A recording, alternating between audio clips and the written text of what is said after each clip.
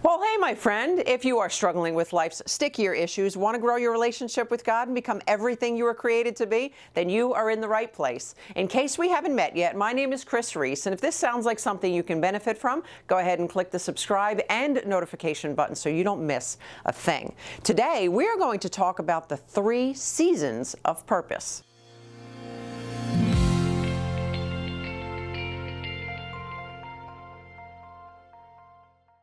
Do you find yourself struggling to find that special calling that God has placed on your life?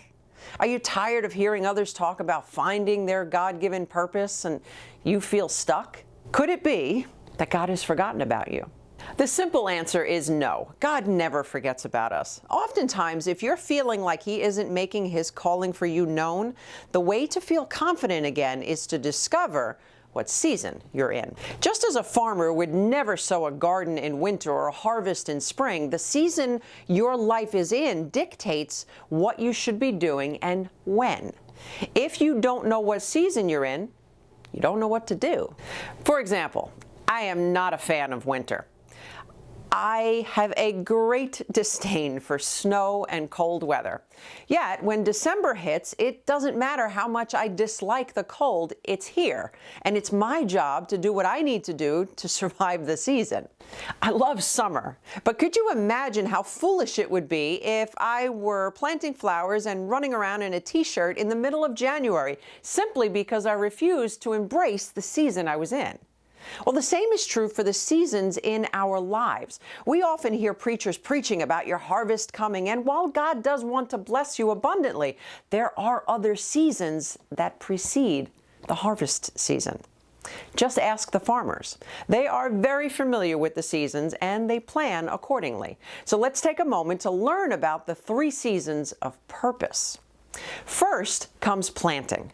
Planting is a time when we put into the ground what we hope to get out in due season.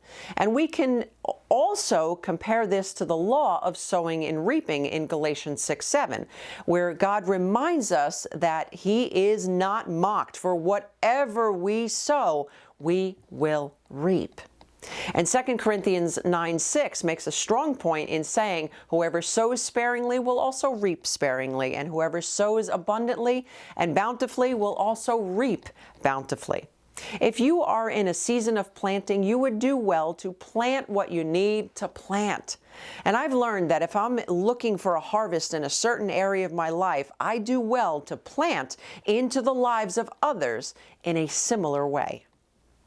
The next season is growth. In the growing season, there really isn't much you can do other than to cultivate what you've planted. And I often call this season the messy middle. And it's where you are between the excitement of starting and the anticipation of the harvest. And it's also where most people crumble, complain, and lose faith.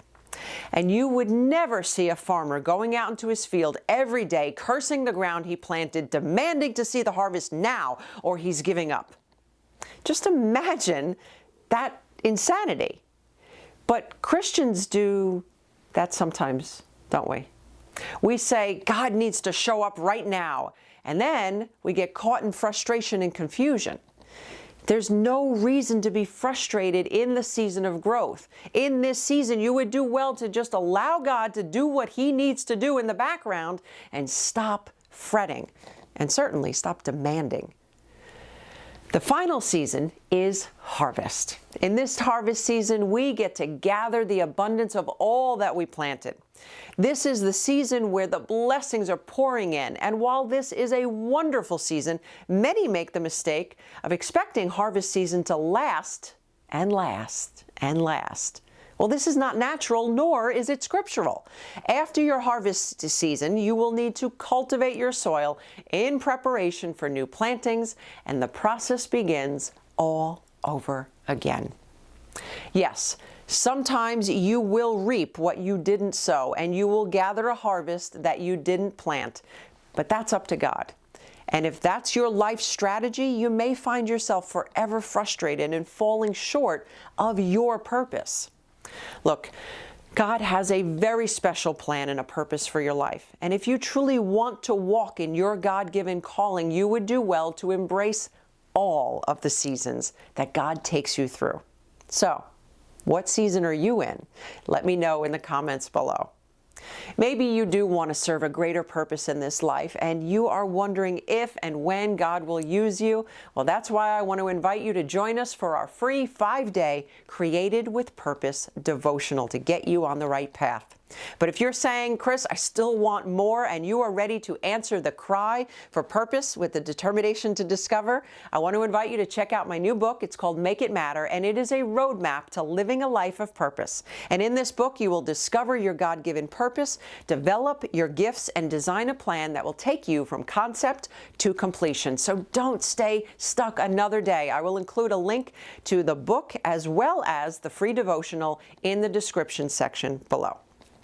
Well, my friend, that's all the time that we have for today. I hope that you have enjoyed our time as much as I have. If so, would you please consider subscribing and giving the thumbs up? I would greatly appreciate it.